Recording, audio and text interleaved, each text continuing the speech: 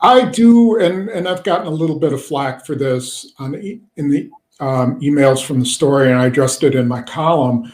Was that he passed up two African American coaches for a guy who's been a coordinator twice before, a white middle aged coordinator, and how is that going to play in the locker room?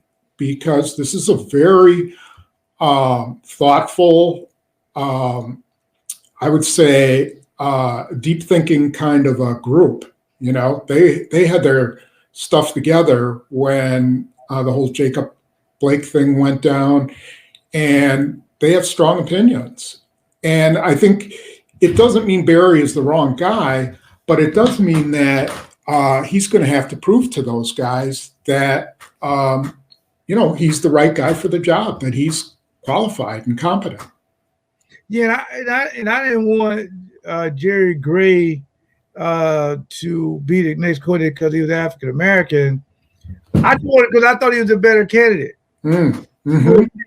But if you look at Tampa, they got 3 coordinators African American and 2 young ladies. So Bruce Arians, that's what he wanted. He wanted to give those guys and young ladies a chance. Diversity. Yeah, he wanted a diverse staff to go with what is exactly.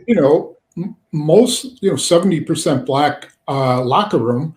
And I mean, that's the reality of today, is that how long are you going to go with the buddy system and not give people chances? Because we see how many young guys, the Zach Taylors and the guy that the Eagles hired, and Dan Campbell, and and for Bieniemy and Byron Leftwich not to get chances is ridiculous. And Todd Bowles, I would hire him in a New York second. I don't care what happened with the Jets. He just needs a competent general manager around him, because that guy has got to be the best defensive mind in the NFL.